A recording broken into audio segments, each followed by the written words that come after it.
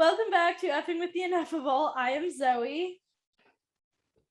And I am Smokey Pigleton. And we have a disembodied voice today as well. A ghost in the machine. Yes, who's going to be joining us for this special topic. Is he a friendly ghost? You know, it's weird you say that because my 2-year-old is really like afraid of ghosts now. I don't know what it is. It was spiders a few weeks ago. Huh. And now she's very concerned. Like every night it's like, I'm afraid there's ghosts. I'm like, Doesn't she have the spray? It's an all-purpose spray. It works for spiders and ghosts. Yeah, I'm like, ghosts are not real, so you don't have to worry about it, but whatever. Who says ghosts are not real? I mean, I don't think that there's like souls of dead people. Like, I mean, who knows? Michael Knowles claimed he was very. You don't think? Because of the Bible. You just say that as though it's a fact and not an opinion. Okay, I'm not gonna say to her, I don't know if they're ghosts, but I don't think so. I mean, like, I just am like, there's not ghosts. That's honest. I'm honest with my kids, but I also, I guess when I say there's no ghosts, I mean, first of all, there's no ghosts in your room bothering you that are preventing you from going to bed. Not that you can see. And also, yeah, and I don't believe that there are ghosts. Give me some evidence and I'll believe it, I guess. All right. Well, the reason why I make a point of that is because we were talking about the risk thing, and the risk thing is all based on the amount of actual information and evidence that we have, which is growing, but still very primitive, at least in regard to the COVID. Yeah. In regard to ghosts, I'm pretty doubtful about ghosts too. Yeah. Yeah, I don't know. Now that you bring it up, and I'm actually thinking about it, like my husband and I were having a long conversation about like heaven and hell yesterday, and about like, is hell forever? Was the question. And I said, yeah, I think hell is forever. I think that there are some people who are in hell forever. Like the way that I think about like heaven and hell and what happens after we die is I tend to think of it like the Great Divorce, the way that C.S. Lewis describes it in The Great Divorce. Which, if you read that book, it kind of seems like we do have like a choice about things like even after we die. And it seems like maybe we can not be in hell forever, but I definitely think there are people who choose to be in hell forever. So anyway, that's what would make somebody's heart so hard that they would choose to be in hell forever? Well, it's like Lucifer, who said like, we will not serve, you know? Like, I think that there are a lot of people who only want to serve themselves, who refuse to serve other people, who refuse to serve God. So it's selfishness, pride, vanity. All those some ugly amalgamation of that. Yeah. Okay. All of those like capital sins or whatever they call them. Yeah, I think that there are people who I would like to think that they eventually would have their heart softened. But I do say I don't know. I think there are people who I don't know. The answer, like I said to my husband, the answer is I don't know what happens to us after I die. I know I want to be with God. I want to be in the happy good place. I don't know what that looks like. And haven't you watched that show, the one with Kristen Bell? Honestly, I try to focus more on what I can control right now, which is the way I live my life, and I try not to worry too much about what happens afterwards. And there you go, the serenity to accept the things that you can't change and the courage to change the things you can. Yeah. I mean, like, it's important to think about like where you want to be after you die, but I'm just saying like what that actually looks like, I don't know. So yeah, Why is that? Why do you think it's important? because it's gonna affect how you live now. I mean, if Yeah. if you think there's nothing after death, all that matters is right now, you're gonna live like that, and you might live in a way that makes it pretty miserable for you right now. If you think like my actions have eternal consequences, you're probably going to act more carefully and live in a way that is better for you even now. That's the thing. Even now, Yeah. even if there is no heaven and hell, isn't the Christian life still a more quote unquote blessed life that's more prone to happiness and gratification and sustainability and a feeling of fulfillment than just Philistine self-gratification all the time? I think so, and I think the statistics bear that out. There's I think like, so too. Yeah.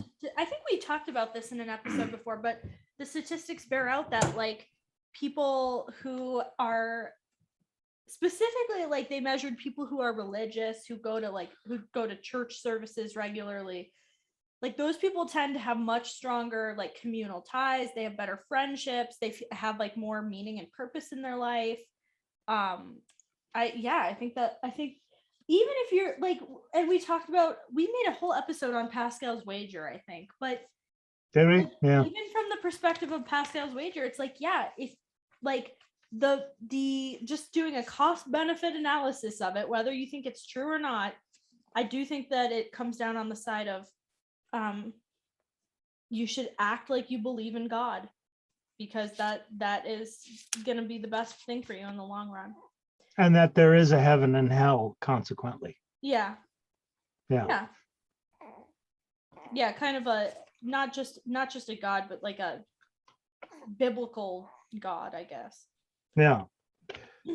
So do we want to transpose that line of reasoning to the COVID response? Yeah, I mean, we can talk about that if you want. Have you been thinking about that?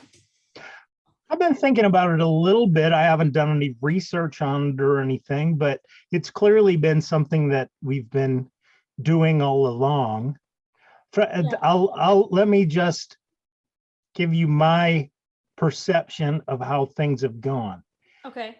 COVID came onto the scene and it was clearly highly transmissible, potentially highly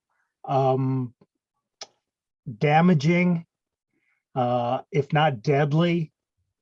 And so the initial reaction was one of great concern and safety.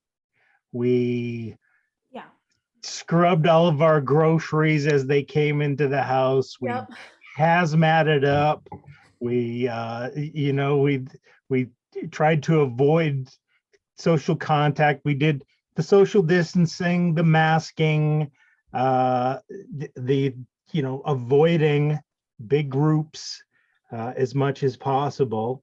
And that was probably the appropriate response initially. When we didn't have a lot of information. We didn't have a lot of information, and it appeared as though this was a potentially serious situation. Yeah. A potential crisis. Especially information regarding how to, like, we seem to have information even right away about, like, this is how transmissible it is and this is how potentially deadly it is. But we didn't have a lot of information regarding how do we prevent ourselves from getting it and how do we treat ourselves if we do get it? Because that, I mean, how transmissible it is important to know, but not very helpful if you're trying to figure out the best course of action and all that stuff. Once you already have it. Shut down things, which is what we did. We didn't know how it was transmitted. We didn't know how transmissible it was. We didn't know anything about it, except it was the Wuhan Wendigo that was wiping out big swaths of population. Yeah. You know, it was the Grim Reaper's blade that was sweeping through the nation. Yeah. So that's what we knew initially, and so we were very cautious initially, which, you know, it was probably appropriate. It didn't take long to realize who was most vulnerable to Yeah, we seem to know that pretty the much right illness, away. but we have never adjusted our risk relative to that. As far as like you're talking specifically like the US population or like the US government's response. It seems like the human population. I mean, because like Do you think that it's, he's smiling. Do you think there's any distinction between the people who are highly vulnerable in UK, USA, Indonesia, Uganda? I mean, do you? I think it's probably all people who have certain underlying conditions, either diabetes, high blood pressure, lung conditions, things like that, things that make them more vulnerable to having more serious reactions to the COVID infection when they do get it. And the fact that we haven't,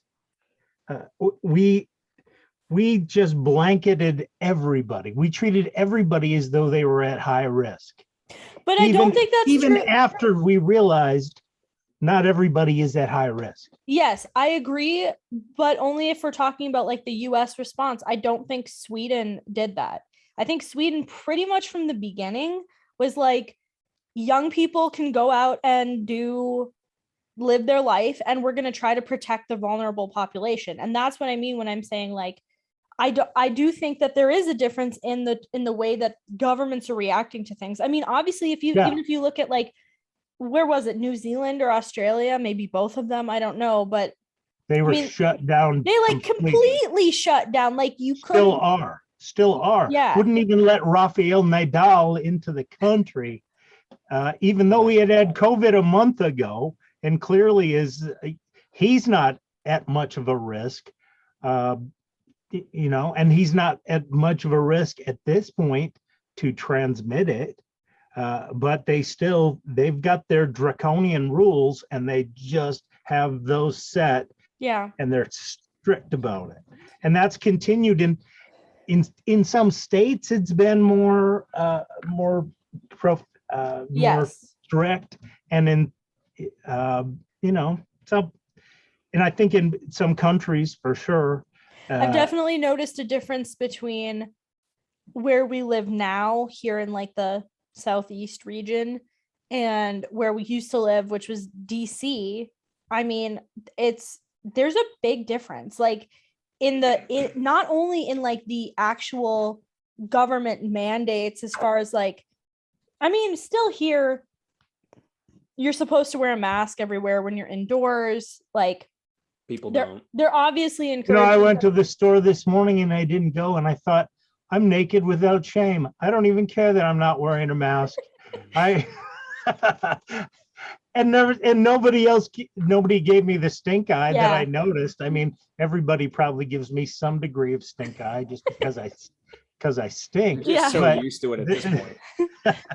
I'm so used to it that they didn't give me the real like, oh, you are over the line, bro. Yeah. Yeah. So yeah, I mean, I still usually wear a mask when I'm going into places, even though I've had COVID and I got over it and I'm not symptomatic and all that stuff. And it's clear that it's clear at this point. Yeah. I mean, everybody is admitting the masks that we generally wear are completely useless. Yes. We might as well not be wearing a mask. Especially because I don't usually wash my mask. Like I wash it when it gets dirty. I haven't washed mine since 2020. I can't say that I'm surprised. We are recording this in January of 2022, by the way, just in case you're not watching this current. But yeah, I wash mine when it gets dirty, but I hardly ever wear it. The only time I really wear it is when I go into places like the library. They are kind of hardcore about it at the library. Like And there's Goodwill. there are certain stores where they're hardcore about it. But like I go into the grocery store and I do wear my mask, but there's at least like half the people aren't wearing masks in the grocery store, especially Walmart. I don't even wear one in Walmart because nobody does. It's like Any business I go into, I don't wear a mask. If they ask me to wear a mask, I'll put one on. But you have to ask me and you have to give me one. Every mask I wear is fresh because I pull one out of one of their boxes and put it on. yeah, That's probably a good way to do it. yeah.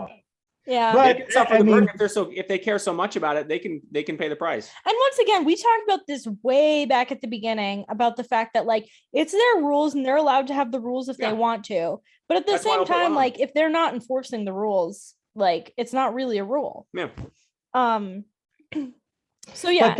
but the point is, Yeah. initially they had this tremendous sense of risk for everyone, absolute risk. But now the relative risk is really much better defined. I think we have evidence. Kids don't need masks. Kids don't need vaccines. Kids, if they get the illness, generally are asymptomatic. Yeah. You know how kids are. Assuming that your kid is healthy, you know obviously. how unhygienic kids can be. Yeah. The kids that have been at school have already had COVID at least once. Yeah. And if they had any symptoms, they've dissipated. Yeah. And kids don't die. Kids don't need the vaccines. Kids don't need the masks. Kids don't need to social distance. Kids should just be kids at this point. Yeah, 65-year-old diabetic COPD sufferers probably need to watch their step. And, you know. But also, like, I think when we're talking about the relative risk thing, we also need to account for the fact that these things are not without a cost.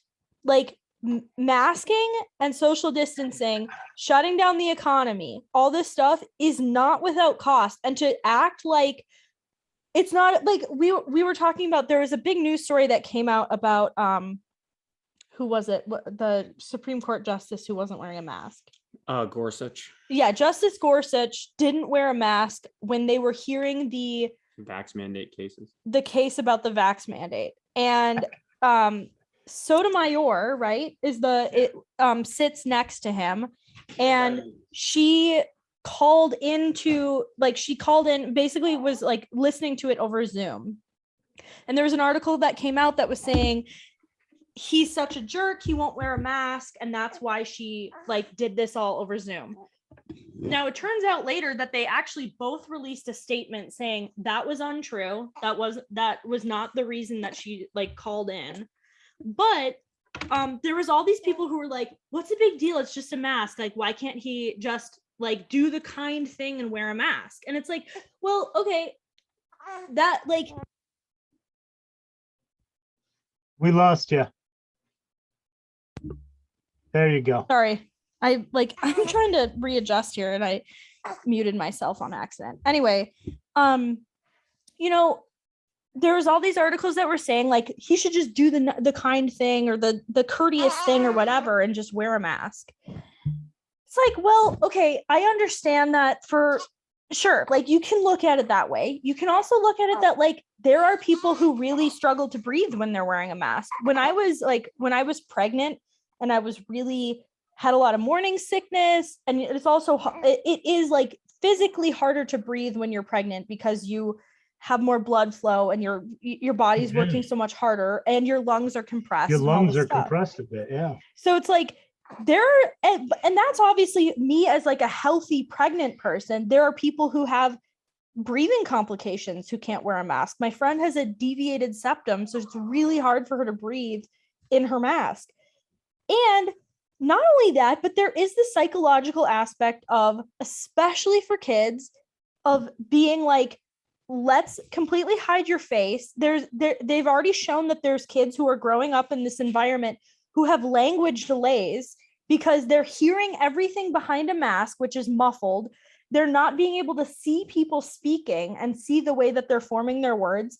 And there's also just a separation of like, you can't, so much of our body language, so much of our communication is body language, and you're not being able to communicate that through a mask. So yeah, you can view it as like, he's a jerk, he should just put on the mask, but you can also view it as like, there is a real cost to these things, especially for kids, which wasn't the case in this in the situation of the Supreme Court justices, obviously, but it is the case with all these kids at school.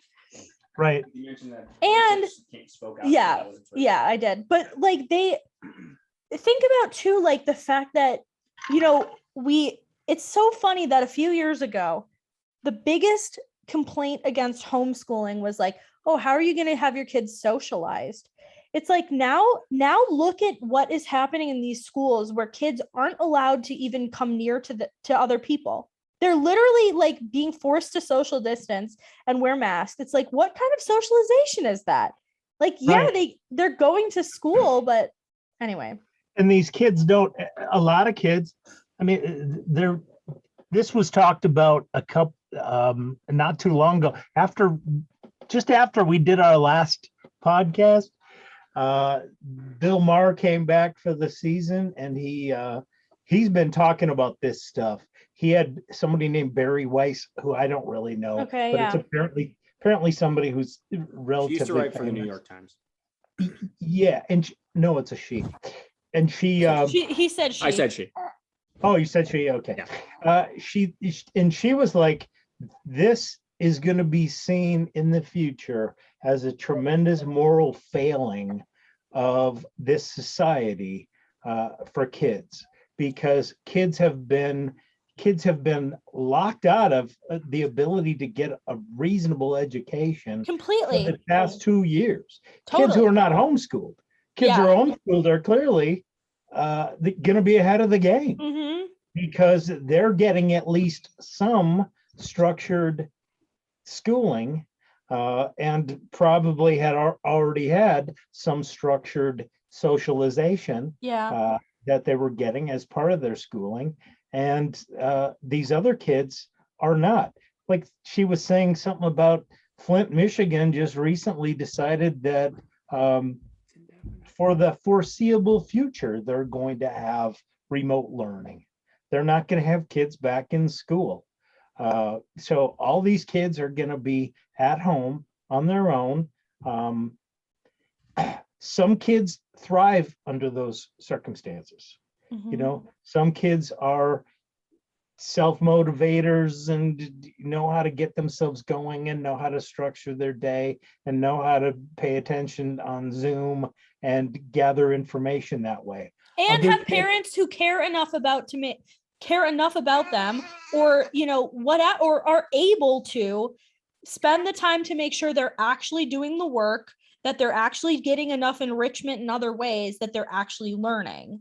Like, even aside from the kids, just the environment of like, there are so many people who like, what are these people going to do who have 2-parent income households or whatever, where it's like, now their kid is going to be home forever? Like, mm-hmm. Yeah, I mean, but continue. Well, that was basically it. I mean, these kids are going to be, they're educationally neglected at the very least, mm-hmm. probably socially neglected as well. Yeah. And like you said, social contacts are a tremendous part of the education.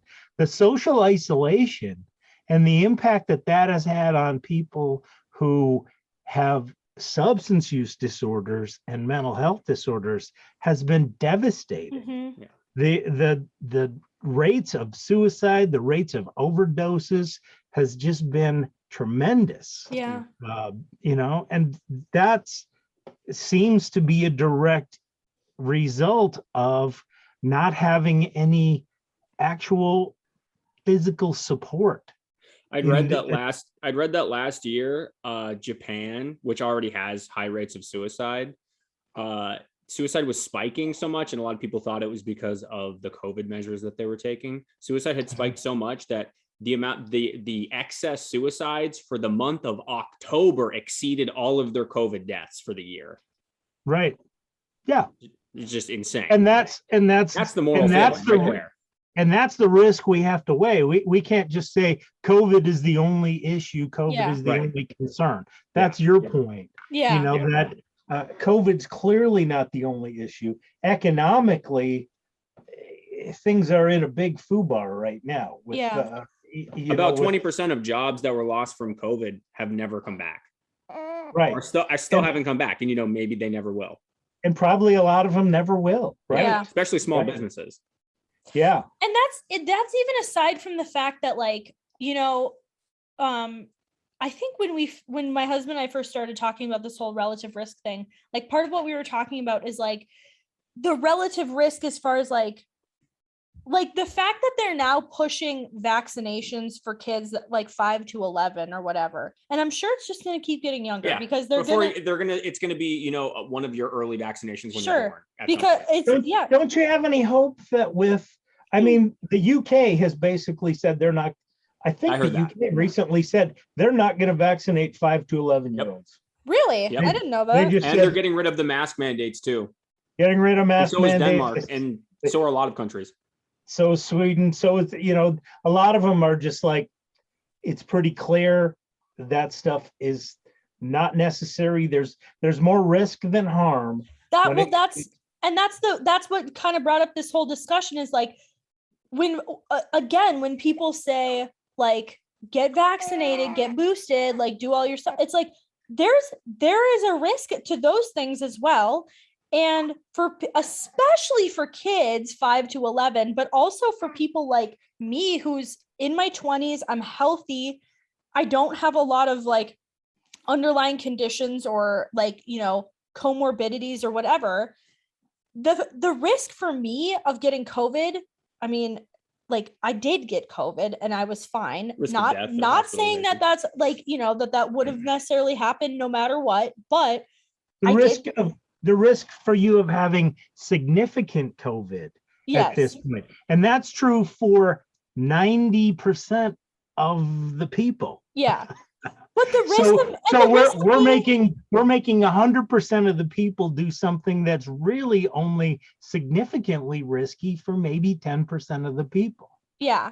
And the risk of me getting a vaccine injury is a real risk, especially now they're saying like the amount of people who are getting vaccine injured from these COVID vaccines is like astronomically higher than the people who have been getting vaccine injuries from the standard routine of vaccines. Now, I think part of that is the fact that we're mass vaccinating people and it's just kind of a numbers game, but I hate this thing that where it's like the right thing to do is wear a mask, social distance, get your vaccination, do all the stuff, or you're not a courteous person or whatever it is the argument is that you're doing. It's like, I think we've gotten to the point now where we have enough information now. And obviously we're still learning so much about COVID. Like there's still information that's just coming out about the fact that natural immunity is 6 times higher than vaccine immunity, I think. And it's like, we're still the information is still coming in, but I think even now we have enough information to know, like, this is not just like, there's one answer for everybody. There is a stratification of like, certain people need to take certain measures that other people don't. And I think hampering the economy in the way that we have is something that is going to take such a long time to recover from. Like it's going to be a rough road back to like, hopefully we can get back to where we were, but I think it's going to be a long road. I have 2 things to say. I think the first thing is that I saw recently a study, I'd have to look back at it, but it said that the crux of it was that people who had previously been infected and had COVID and then got it again and people who were vaccinated and had COVID and got it again, there was no appreciable difference. So it seems to be that if you have had COVID at least once before, even if you get the vaccine at this point, it ain't going to make a difference. And the second thing is kind of going to what what you guys were saying is, I think it's just weaponized compassion. It's just using oh, you're not a courteous person. Oh, you're you're this kind of ism. You're this kind of person. They just label you. And people are so afraid to be labeled nowadays. They're terrified of being labeled because then, they're a bad person and they should be. They're not afraid to be Karens though.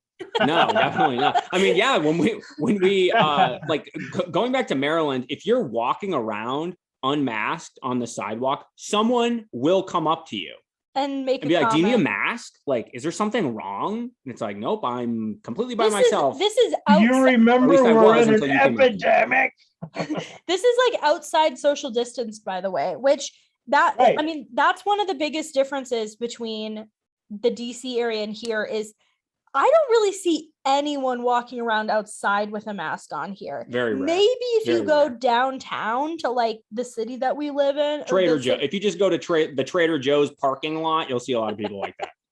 But like, aside from that, they're in their car alone wearing a mask. Yes, yeah, exactly. I do see that. They shower in a mask, I'm sure. I did like Bill Maher said last night.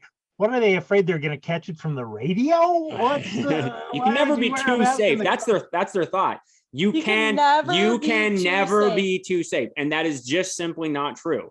Too much of anything is a bad thing. Too much, too much of a dedication to safety is a detriment. That's what people need to realize. And the thing, moderation in all things. The thing that bothers me the most about that is like the fact of you.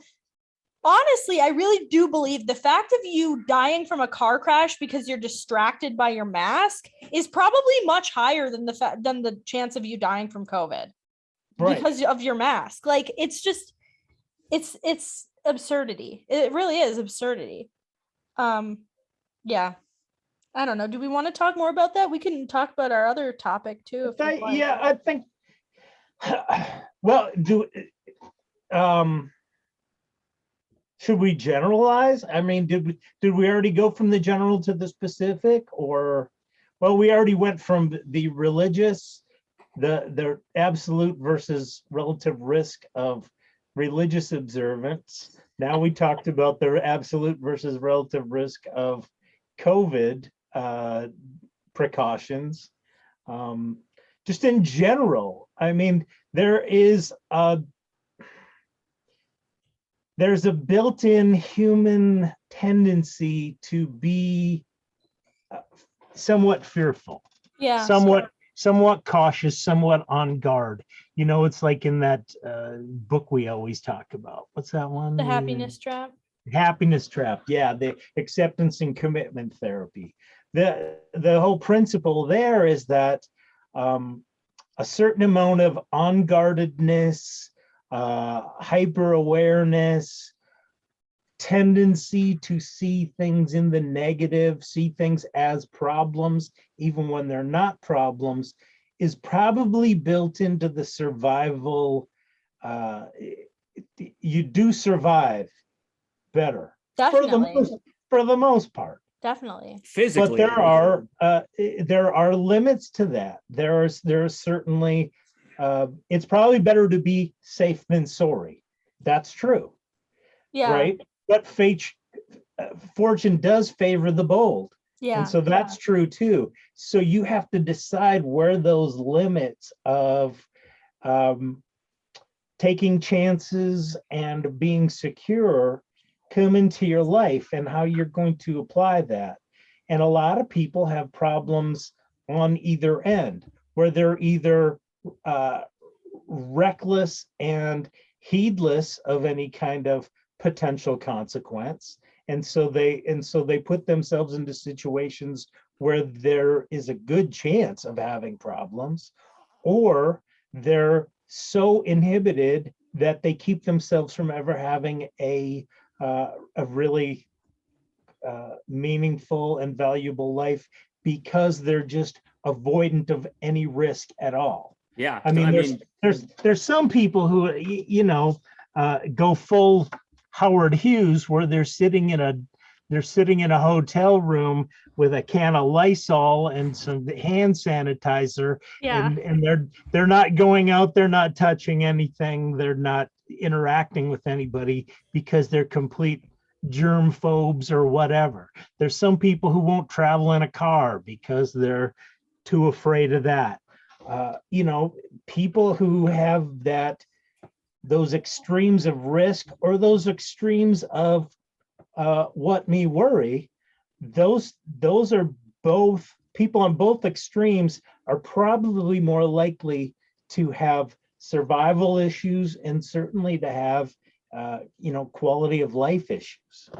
Yeah, in like the biology of religion, basically, we were, in college, I learned about like kind of the theories of the origins of religion and why religion manifested. And we call that, there's a thing called the hyperactive agency detection system, which is basically like, you always think that there's something like a physical force out to get you.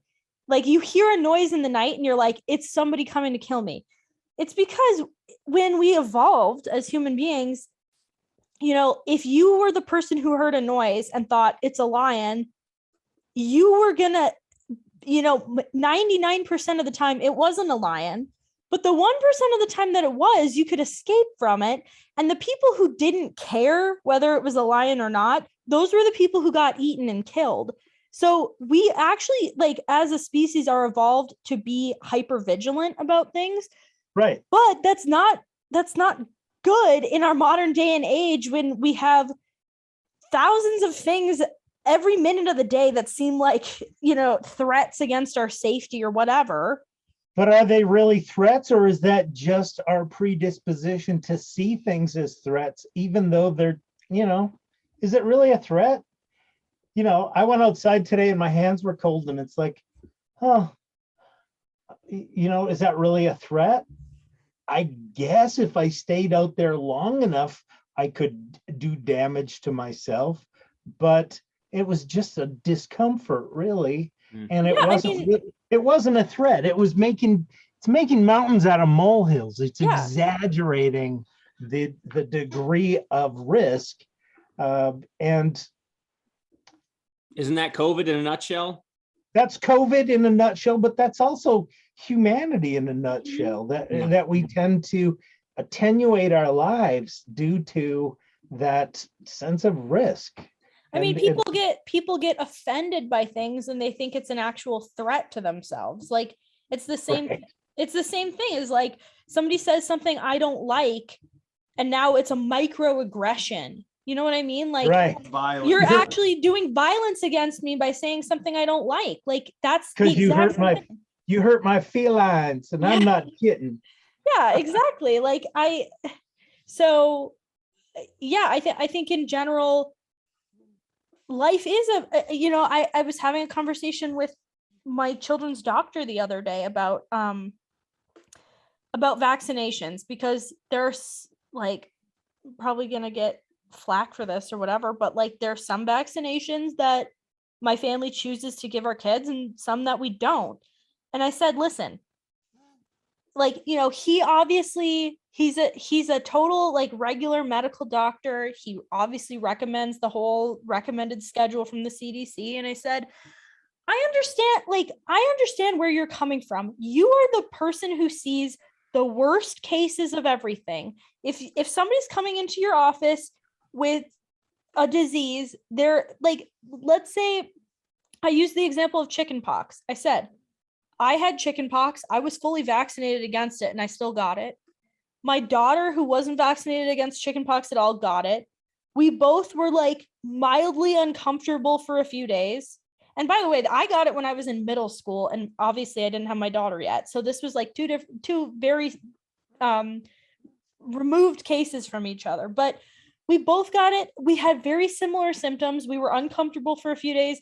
We laid around a lot and watched TV, and we got over it and it was fine. And that, I think for the vast majority of people who get chickenpox who are healthy and young, that's the case. He's seeing only the people who come in because they're having a really bad reaction to it, or they're having, they do have some underlying condition which makes it really hard for them. So every time he sees chickenpox, it's going to be like a catastrophic thing. So of course he's going to think that chickenpox is a huge risk. Like I understand that, but like I said, it's not like these things don't come with a risk associated with them. And for chickenpox specifically, I'll just keep it to that one. I think that the chance of my kids getting chickenpox and being just fine is higher than the chance of them getting chickenpox and having a severe reaction, or like conversely, like the chance that they might have a vaccine reaction or whatever. I like, that's just the choice that we've made. But like, I'm trying to explain to him, like, I do think that these things are relative. Like, you can't just say, well, of course you should get the chickenpox vaccine because some people have reactions. It's like, okay, some people have reactions to vaccines too. Like, it's just not. So what I hear you saying is that because he is exposed to these extreme cases, and because he sees a lot more of that than anybody else, he's going to be much more sensitive to the idea that things can go dreadfully wrong.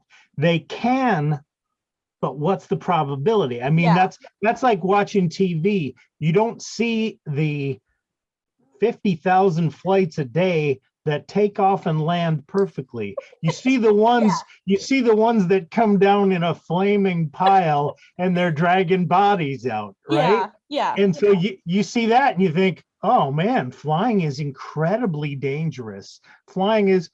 Turns out that flying is less dangerous statistically than probably walking across the street. It's the same. It's actually the same thing as if you poll people, like, how safe is it for kids to like walk places alone because of things like child abductions, like, statistically, we live in like the safest time ever as far as like child abductions. Like, it's so rare for kids to get abducted, but you don't hear about the millions of times that kids don't get abducted. You only have to hear about the times where they do. So it's right. You got 300 million people living 365 days, 24 hours a day. Yes. Some things are going to go wrong, and that's what makes the news. Yeah, exactly. But it really skews your sense of where things are at. Yeah. They were doing a poll last year, and I think we talked about this before, that people had this sense that if you get COVID, it's basically a death sentence. Yeah. That 95% of people who get COVID are going to be hospitalized, and 90% of those people are going to die. Yeah. Just not true. Yeah. You know? Especially now with Omicron. I mean, Omicron is a different thing than the Alpha strain and the Delta strain. Right. Like, it's even less severe now. Yes. But even with Delta, it was something like 2 out of 5 were asymptomatic. They tested positive for having been exposed, having been infected, but they didn't even realize they had been infected. Yeah. If something happens and you don't even realize it, how significant is it?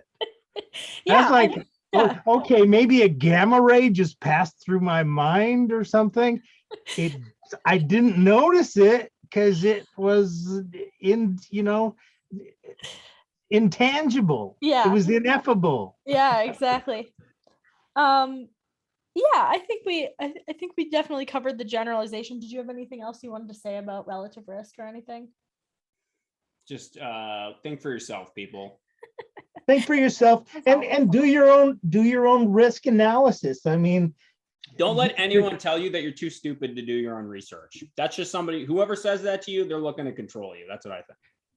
That's right. Yeah. That's people who want to gaslight you. And you might be an 85, if you're listening to this, you might be an 85-year-old who has COPD and is obese and whatever. And, I am not saying that no one should get vaccinated. I'm not saying that COVID isn't a real thing for some people, because it is.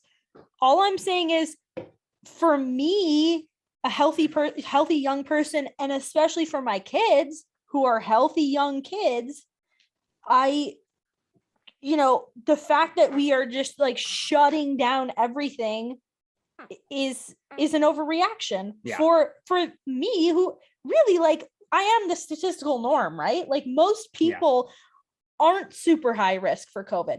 There are some people who are, and I'm not saying anything about you specifically. All I'm saying is in a general sense, I think we are doing the thing where we just see the worst cases and extrapolate from there. Yeah. So, well, me personally, I am older. I do have, your brother and I were talking today. He is underweight.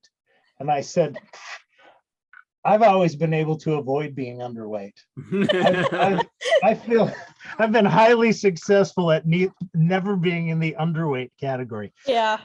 But yeah, so I've got that. I've got age. I've had pneumonia in the past, so I had some, probable lung scarring from it by history. You were a smoker? I was a smoker at one point. Not All anymore, that, not for a long time, but not for 20 years, but even still. yeah. I was somebody who thought I'm probably in a higher risk category. I should probably get the vaccine. So I did. It was not mandatory for my job, but they certainly made it more. They sweetened the deal. They certainly sweetened the deal. I didn't have to get. Have you ever? Oh, you have had the test with the going up into the sinus? Well, the only test that I did was like the at-home ones. They really only say you have to only go like, I don't know, a half inch into your nose or something. It's not like I didn't put it like way up into my nose. Oh, when we got it at work at the prison, it brought tears to your eyes. They're poking your brain. You had to go way up in there, and it's like, it stings and it's nasty. So you don't have to do that if you get the vaccine. You get a monetary bonus. Plus, it just seemed for me, like I said, for me, it seemed like the right thing to do. I think your little brother, I think all of your siblings are of age where they don't really have to worry about it. If they don't want to get the vaccine, they probably shouldn't. Maybe they should even throw a COVID party. They were ridiculing people at one time because they were throwing COVID parties, young people. Yeah. They were saying, oh, how irresponsible. It's probably a good idea to get it. Who knows? The next variant is probably more likely to be even milder yet. There's already another variant. I don't know if Yeah, Delta 2 or something. Or there's like another Omicron variant or something. Omicron B or BA2 or something like that. It's supposed to be whatever more infectious. Yeah, it's probably going to be. That's how these things tend to go. These viruses, they tend to become more infectious but less obnoxious, less deadly. Yeah. Because if you're a virus, that's what you want. You want to infect everybody, so you're living on everyone. You want to make copies of yourself. That's how you proliferate. You don't want to kill your host because then they can't spread it around. Right. So that's why there's probably been a lot of incredible viruses. I mean, just grade A boss viruses that were just too deadly and killed off everybody who could have been a host and could have been a transmitter before they even had a chance to give it to somebody else. Yeah. Do you think COVID makes the Mount Rushmore of viruses? I don't know. I suppose it does. Well, the bubonic plague wasn't a virus. I mean, you look at Mount Rushmore. What's the range of dates that those people lived? I don't know. George Washington was born in 1732. He's the earliest. Old, yeah. And then there's Teddy Roosevelt, who he was president in 1901 to 1909. Right. I don't know how long he lived after that. Maybe died in the 30s or something like that. So maybe a 200-year range. We're talking about it in the pantheon of human history. We're talking about 100,000 years. A 200-year range in America is a pretty small sample. So I would say for us, it's up there. I mean, you got your flus, you got your different Rhinovirus. meningococcal and all your different, your what's that, HPV, the papilloma virus. Yeah. You got your different viruses, and those are, I mean, they're decent. They're, I don't know. They're- AIDS is pretty. AIDS is. A AIDS virus, is right? nothing now. It's whatever. it's nothing now, but at the time it was AIDS a is like the scourge. cold now, baby. Isn't AIDS like okay? I didn't live through like the AIDS crisis or whatever, and you did. And Fauci did. Is AIDS similar in that like when it first came out, everyone thought like you could get it just from like touching people, right? Yeah, like I mean, Right. wasn't Right. it like a similar? Was there like a governmental response to it? Not really. The governmental response at that time was pretty appropriate. It was about education. It didn't take them long to figure out that AIDS was a bloodborne illness. It wasn't something that was contacted through skin, really. It was Yeah. contacted through, That does make a big difference because the fact that you're breathing air is a lot, I mean, it's going to be more easily transmitted than I don't come in contact with other people's blood all that often. right. So, But yeah, the AIDS response was, from my point of view, it was pretty appropriate because they identified, men who have sex with other men, women who have sex with men who've had sex with other men, women and men who have IV drug use and share needles, and men and women who have sex with other people who have shared needles. Those are the risk categories. And, it didn't take long for them to get all the AIDS, to test all the blood and get all the AIDS out of the transfusion system and do all that. So it came down to a very attenuated group of people who were at risk, which is really what we should be understanding now about the whole COVID. and the good thing is like, I do think that like, I mean, obviously there are like different responses from the states, right? And we're already seeing like there are people who are moving. I mean, we've talked about the mass exodus from California before, just because they're messing up in so many ways.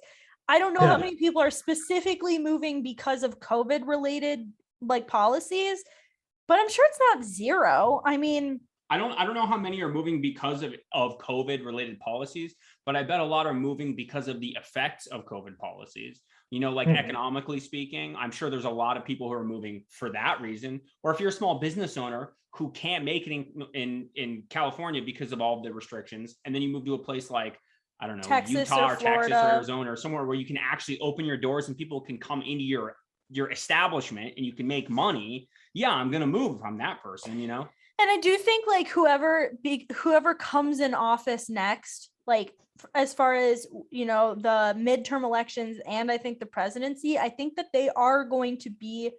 I think that COVID is going to be one of the big issues. And I think that people are getting sick of the way that our government is handling this. And I think that they're going to want to vote somebody in who is the antithesis of all this and probably will say, make your own decision, which is what the government should have said from the beginning. They should have said, if you want to have big government funding research and whatever, say, here's the information that we've found out, make your own decision. That's what they should have said from the very beginning. And I think that educate people as to what the risk factors are, educate people as to what can minimize their risk factors, and then let people act as their own best advocates. At the very least, just leave it up to the states to decide.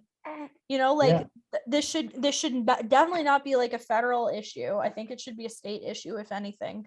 Of course. So yeah. Well, I think we've been talking. They sent everybody stimulus checks. Yep. I was working the entire time. Yep. Yeah. I didn't need a stimulus check.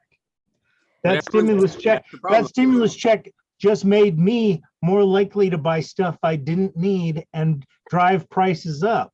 which is what we're facing now with this double-digit inflation. Yeah. And so it's it's introduced contaminants into the marketplace For sure. that have really messed up both the job market and the product market. Yeah. Which And people, the supply chain yeah, was shut down because nobody was available to move stuff. Yeah, I mean, even like, yeah, I know for us, like, we are young people who aren't retired yet, so Even though we act like it.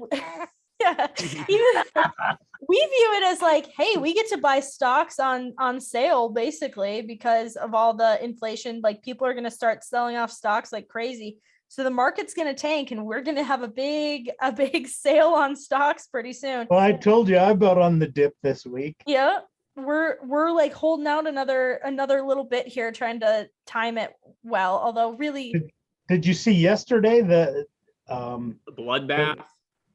No, yesterday it went up. The day before was the bloodbath, right? Yeah. Yeah. The earlier days this week were Yeah. just pounding. yeah, But then yesterday the S&P index went up 2.5%. It was like the best day in years. probably because people like us who are like, hey, Right. And we're like, oh man, it's a bargain now. yeah, I mean, because we don't have to worry about the fact that we are living off of our retirement or whatever, so it's kind of nice for us. But Yeah.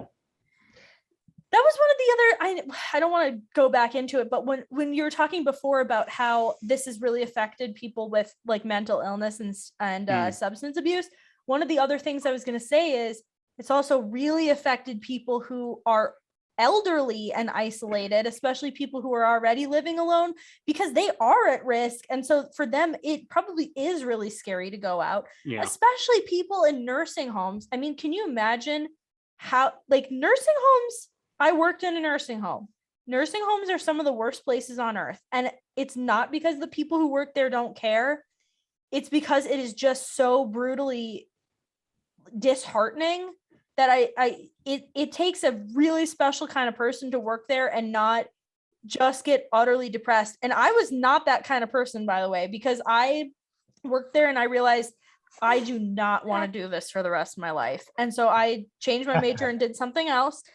But I mean, they're already like just brutally sad places. So and I like COVID is just making that so much worse for those people. So anyway, you have to really adjust the story of what you're doing in order to make that tolerable working in a nursing home. Yeah. You have to really recognize I am helping people at the end of their life to have as much dignity as they can for as long as they can. And I am going to treat them as people, even though nobody else wants to deal with them because they're basically on fire. Yeah. They're swirling the drain and they're swirling it quick and they're heading out the door and nobody wants to see that. Nobody wants to deal with it. It's too desperate, you know. They're often like, they're often really like rude to you and crabby and whatever, but it's like if you were a capable adult your whole life and then suddenly you can't go to the bathroom alone, like I would be pretty upset about that too. But I do think I think really what it takes to work in a place like that is the ability to see horrible things happen and not let it affect you like outside of work. That's why I'm saying that story has Yes. to, you have to keep that story in front of your mind and know that, okay, my mission here is not to be loved, not to save anybody. I'm not going to save anybody. All these people are dying and they're dying quick. Yeah. You know, they're not going to be here in 10 years. We'll be lucky if they're here in 10 months. Yeah. You know, and so you realize your limitations and you accept your limitations. I think for me it's the same thing. Like I feel like I would have a really hard time being a mental health counselor because I would hear people's stories and like not be able to just not think about them and not be able to like not worry about them. Like one of the story, like one of the things that I will never forget this for the rest of my life and this is a huge reason why I just was like, I am not cut out for this work, is like there was a couple who was at the nursing home. They had been married for a really long time. They were there together. They used to one of them would lay in bed and the other one would sit in the chair next to them, and they would hold hands, and they would just nap like that. They would just take a nap holding hands. And then the wife died and the man was still there. And from that point on, he never stopped trying to just escape. Every day he would just try to leave. Like they would always try to find him, because there's like alarms on all the doors because they don't want. Was he demented? I don't know if he was demented before, but he certainly became demented after that, where he was just like, all he wanted to do was be out of that place. And it's like, I still think about that. Like, I don't think about it a lot, but I think about that sometimes, and I'm like, I can't handle doing that work. I can't handle seeing stuff like that all the time. Like, honestly, God bless the people who do, because I am not cut out for that. Like, it cut me to the core. It's a tough question, and it's a question that a lot of people ask is, how much does quality of life affect your willingness to put up with a quantity of life? Where does it get to the point where you say, I'm good, I've had enough. Where I'm at now, I'm not willing to keep going on. That requires a boatload of faith to be able to hold on in the midst of that, where it looks like I'm here and it's never going to get better than this. Yeah. I'm used to this. Now I'm here and it's never going to get better. It's likely to just continue to decline, which is what aging does. Yeah, I mean, that is life, right? Like, I mean, right. In a lot of ways, like, so many people, it's like we talk about like the honeymoon phase of getting married. It's like you get married and you are so naive and happy about like what you've just done, and then it's like life is just slowly gonna like beat you into realizing like gonna punish you for your decisions. I'm gonna say that like marriage is terrible, because I think there's so much, like, my marriage is so much better now than it was when we first got married, but it is like, you know, in some ways life will never be as like carefree and, you know, responsibility free and happy as like when I was like in college and whatever. You have a job now, you have a mission, you have children that you have to take care of, you have a husband that you have to be accountable to and be responsive to. That adds stress. I mean, it all adds stress to your life. And it's still like this. It's good stress. Yeah. It's good things to have. We were talking about that affluenza last time, about people who have nothing to do and who just wither away into despair and suicide and drug abuse and, just have nothing to live for because I got nothing to do today. Yeah. When was the last time you woke up and said, "Oh, I got nothing to do today"? I don't have to get anybody breakfast. I don't have to, change a diaper. I don't have to, it's been a while. Yeah. For me and your mom, it's been 30 years. Yeah. Even yesterday, I went to we're part of a homeschool co-op.